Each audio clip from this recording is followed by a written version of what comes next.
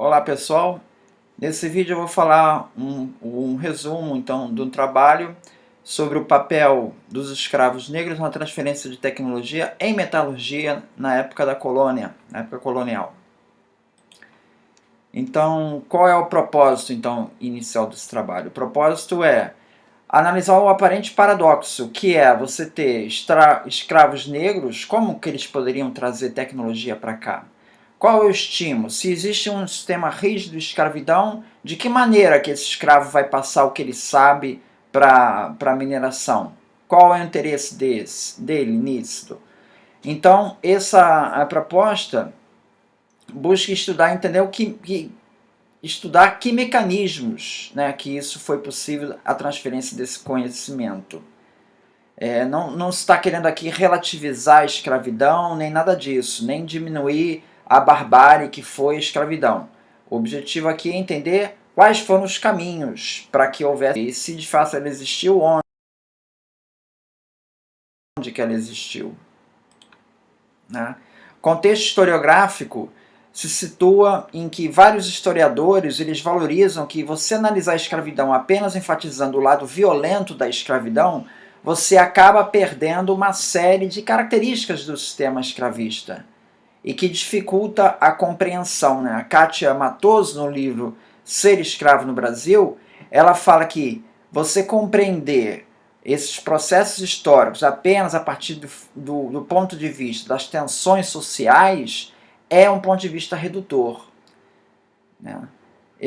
A Silvia Unot, no livro Campos da Violência, ela diz assim: de certo modo, o discurso que enfatiza a violência acaba por igualar-se ao que insiste na tecla da coisificação do escravo, ao conceber a resistência escrava apenas quando ela rompe a relação de dominação, quando os escravos deixam de ser cativos, acabam também por negar-lhes, enquanto cativos, sua condição de agentes históricos.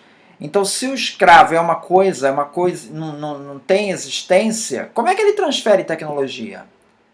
Então, é sobre isso que vai falar essa apresentação.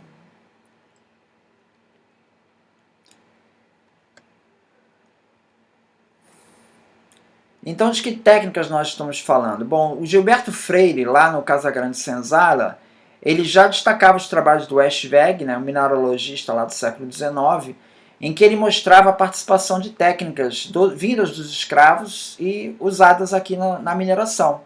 E também na fundição de ferro, que isso teria vindo lá dos escravos. Caio Prado Júnior, Informação do Brasil Contemporâneo, ele diz assim: no caso da siderurgia, sabe-se que muitos povos africanos praticavam no seu continente essa indústria. Os escravos trouxeram para cá essa habilidade.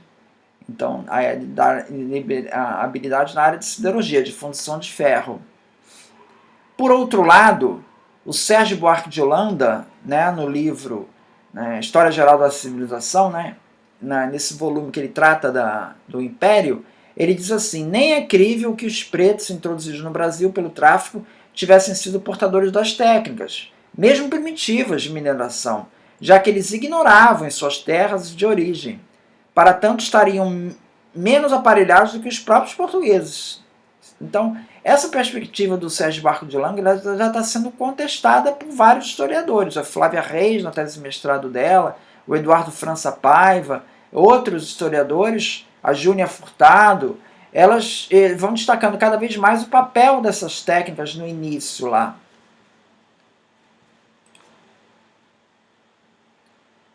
Então, existe esse paradoxo. A Emília Viotti, no livro da Senzala Colônia, ela diz assim: a negligência e a má vontade fazer o menos possível e o pior possível no maior tempo possível, essa era a regra entre os escravos. Então eles não tinham nenhum estímulo para transferir essa tecnologia.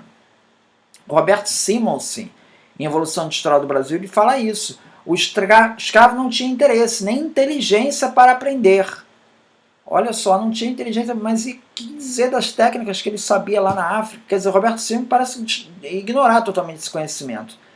Então, como fica então esse discurso da Emília Viotti, que o escravo não tinha razão nenhuma para melhorar as técnicas de produção. Então, por que ele haveria de trazer essas técnicas para cá? Então, existe um livro, né, que recente, né, esse aqui, A Diáspora Mina, que ele fala muito sobre essa discussão, porque ele discute a presença dos escravos mina, né, e aí tem uma discussão em torno desse termo, que é um termo muito genérico, não existe uma polissemia nesse termo, cada um entende de uma coisa, né, não é muito preciso esse termo, mas enfim, são escravos que vieram ali da costa mais ou menos do Daomé, do Benin, né, e que eles teriam, principalmente ali em Daomé, o reino de Daomé foi estabelecido depois que foi tomado os reinos de Ayudá e da Ajuda, em 1727. Então, a partir dali, havia realmente interesse em fazer uma caça de escravos para o tráfico, né? Então, foi o reino de Daomé, ele tem um aspecto muito militarizado e casado com os interesses dos traficantes de escravos. Então, esses ia justamente a parte ali dos Ashanti, dos Akan, que é quem tinha o domínio de metais. E aí você mostra no site Slave Voyages, permite ver esses fluxos de escravos vindos para o Brasil. Você observa que de 1720 a 1740 houve um surto de escravos dessa região para o Brasil, né? Ainda não era a maioria vinha de Angola, mas há realmente um pico entre 1720 e 1740 que coincide com o auge da mineração do Brasil. Então há uma coincidência no auge da mineração do Brasil, você começa a pegar vários escravos vindos ali da costa da Guiné, que coincide também com o estabelecimento lá do Daomé, que é especificamente voltado para a venda de escravos. Então, houve a percepção de que não havia mais possibilidade, ou seja, havia uma possibilidade de você fazer mais negócios com o tráfico, e o reino de Daomé é uma evidência disso. Se aproveitou desse momento e houve aí uma coincidência de interesses entre a demanda aqui do Brasil precisando de escravos com experiência em mineração e o interesse de lucro lá das elites africanas. Kátia Matoso, né, no livro Ser Escravo no Brasil, ela aborda um aspecto ignorado na literatura sobre escravidão, que é a questão da qualificação profissional do escravo, que é isso que estamos falando, ou seja, pagava-se mais pelo escravo que tivesse maior técnica em determinado assunto. Agora, nesse livro aqui, A Diáspora Mina, né, Carlos da Silva, ele mostra que, e aí ele cita uma carta do vice-rei do Brasil de 1744, em que ele diz assim: os mineiros compravam os melhores por serem escolhidos entre todos que vêm da costa da mina. Um relatório do desembargador Antônio José da Fonseca Lemos, de 1755, aponta a mesma preferência pelos escravos da costa da mina. Uma correspondência da Royal African Company, de 1728, mostra a preferência dos traficantes portugueses com o Iudá, onde poderiam adquirir escravos da mina, dessa região. E também tem uma carta do governador do Rio de Janeiro, Luiz Vaia Monteiro, de 1726, em que ele diz assim: as minas, é certo que não se podem cultivar senão com negros. Os negros minas são os de maior reputação para aquele trabalho, mas eu entendo que adquiriram aquela reputação por serem tidos por feiticeiros e têm introduzido o diabo, que só eles descobrem ouro, e pela mesma causa não há mineiro que se possa viver sem uma negra mina, dizendo que só com eles tem fortuna. Tá?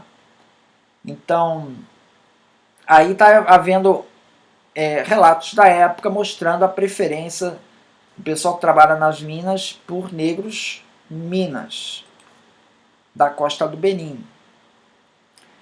Por outro lado, a Flávia Reis, na tese de mestrado, na dissertação de mestrado dela, ela estudou os arquivos lá de mineração de uma mina e do Manuel Pinto da Fonseca. E ela observou que dos 17 escravos que ele tinha, nenhum era escravo da mina, dessa região. Nenhum era. Outro inventário do minerador Antônio da Rocha Lima, ele fala sobre os preços que pagava pelos escravos, e ali não se percebe variação por conta dessa origem. Tá? Em 1731, aí já é o Aldair Lima aqui, nesse livro aqui. Em 1731, na Ajuda, José Torres, que trabalhava lá na fortaleza de Elmina, lá na costa do Benin, ele diz assim: esse comércio da costa da mina é muito conveniente à América, por serem os escravos que de lá vêm os melhores e mais hábeis e capazes para minas de ouro, e nelas de muito mais duração, como a experiência tem mostrado. O Aldair Rodrigues, no entanto, nesse texto ele fala assim: a preferência pelos africanos minas, embora pudesse ter despertado algum fator relevante no tráfico, não parece ter representado entrave para esse reequacionamento, em que a dinâmica ligada às condições da oferta e do tráfico se impunham. Ou seja, não podemos também cair no extremo de dizer que o pessoal aqui de Minas Gerais escolhia os escravos minas ou pagava mais caro por eles, e fazia a questão de que não era assim. Ou seja, a coisa dependia também da disponibilidade. De repente tinha uma disponibilidade muito grande de escravos vindos de Angola e você pegava de Angola. Tá?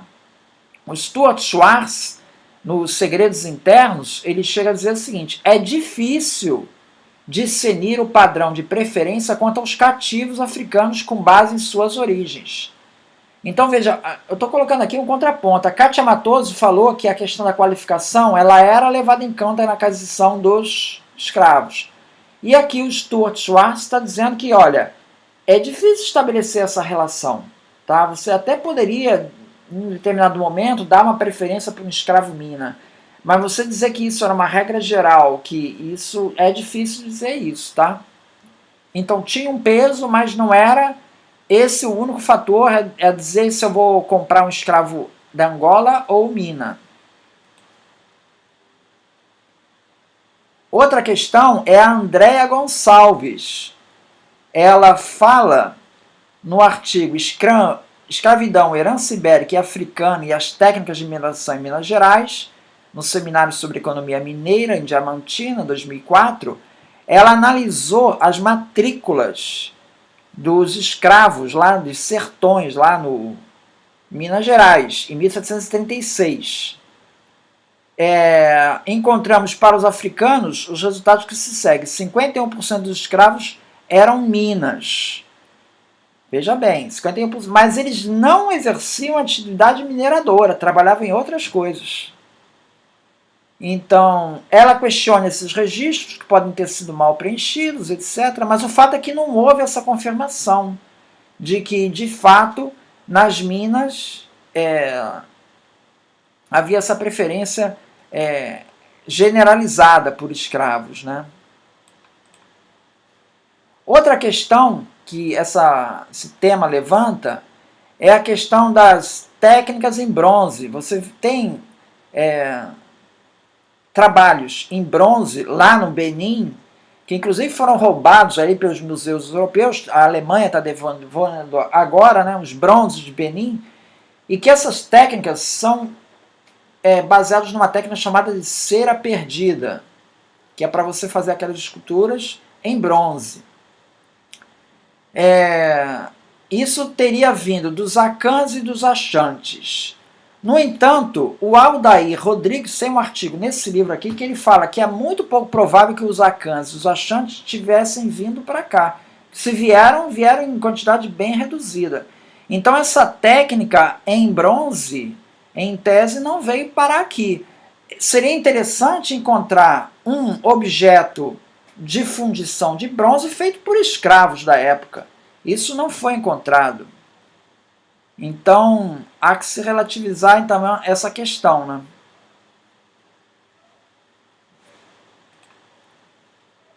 Uma técnica que com certeza veio dos escravos para cá é o uso de bateias para mineração no ouro aluvial. Isso é relatado por Eschwege, por Paul Ferrand, vários deles. Outra questão é a questão dos termos usados aqui na mineração, né? Você usa a vasilha de madeira, é chamada de carumbé. O monte de terra é chamado de caxambu. O método de limpeza de segmentos é chamado de cuiacá. Todos esses termos, existem registros dos mesmos termos usados lá na África. Então é sinal de que eles já conheciam essas técnicas ou alguma coisa similar lá na África.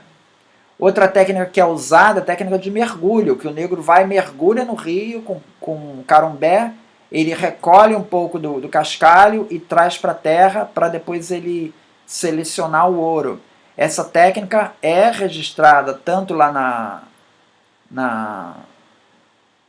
na costa do Benin, lá na África, como aqui também no Brasil.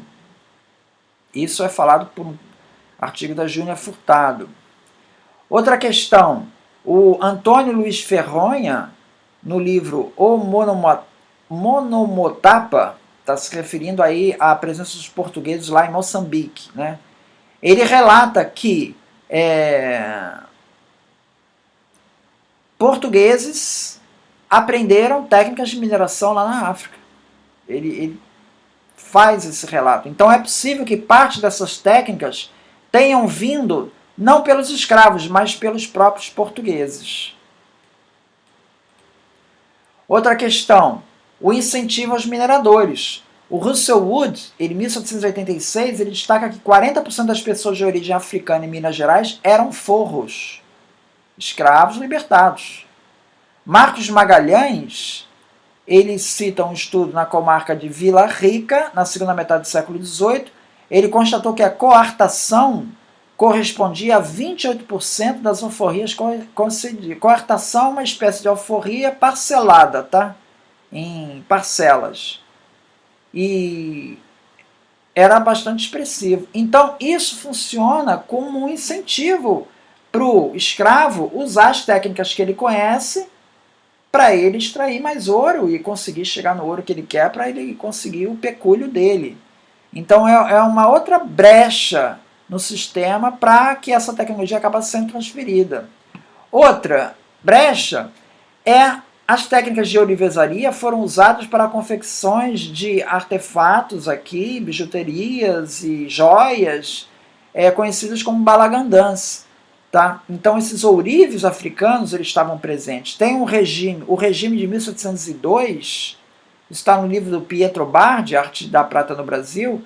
Ele fala que o regimento de 1702 ele se refere ao exercício de ourives por parte dos escravos, ao recomendar ao superintendente proibir o exercício de ourives nas minas. Para ele proibir o ofício de ourives nas minas, é porque devia ter muito.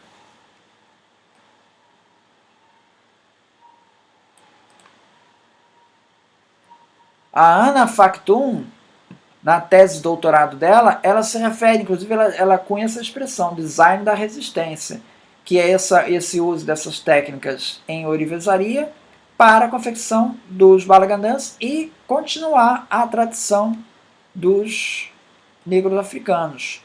O Alberto Acosta e Silva ele destaca, Pandiacológeras também, Roberto Simons, destaca que os primeiros fornos de mineração de ferro de Minas Gerais eram de africanos, tá?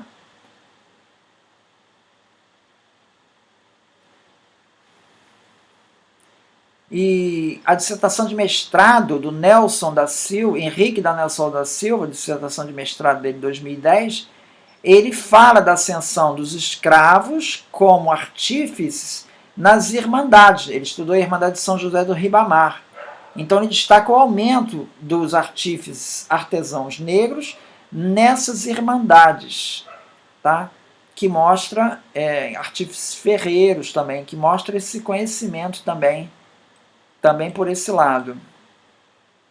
O Russell Wood, em Histórias do Atlântico do Português, ele fala do uso de técnicas de falsificação de enchimento. Você usava técnicas de fundição de prata lá para falsificar, para fazer parecer que tinha mais ouro quando não tinha.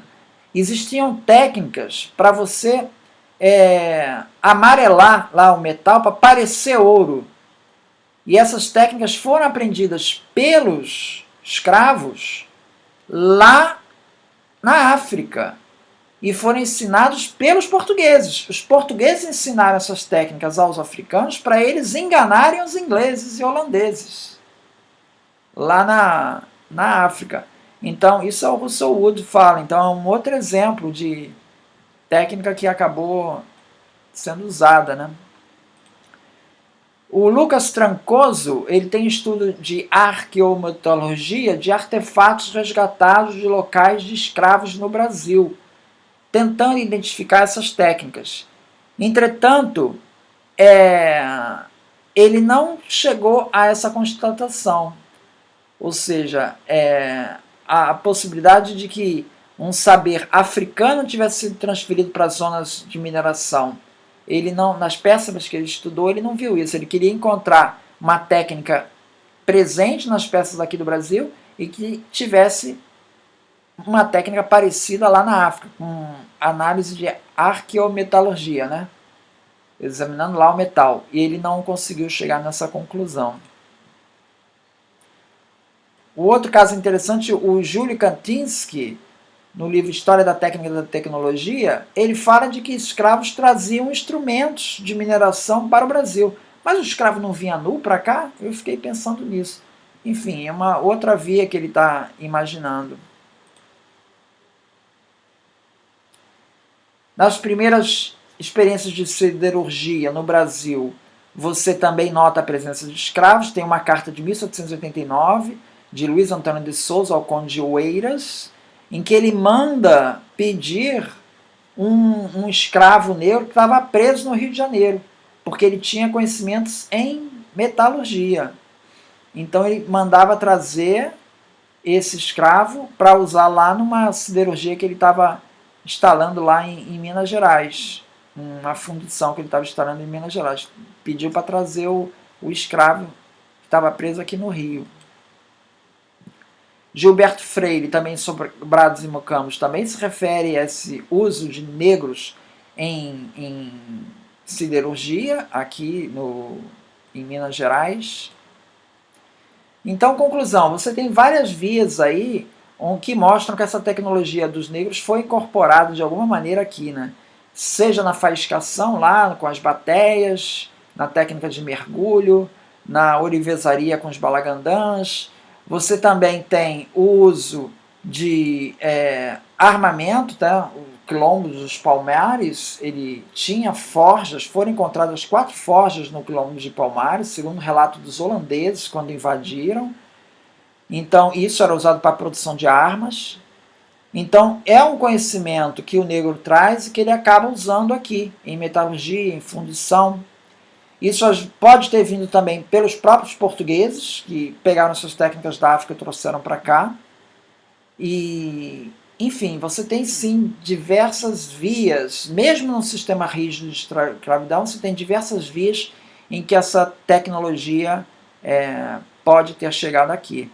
Isso é importante destacar porque destaca que o negro, então, não pode ser visto como sujeito passivo na construção dos saberes, ele tinha um conhecimento, ele tinha uma tecnologia que trouxe para cá, e o sistema, mesmo rígido, ele tinha brechas que permitiam que essa tecnologia acabava sendo aproveitada por alguma razão aqui, de algum lado, por diferentes vias.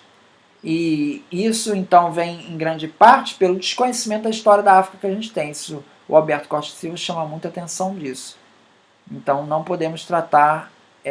a gente perde muito quando a gente desconsidera esse conhecimento que veio da África. Então, é isso então. Muito obrigado então.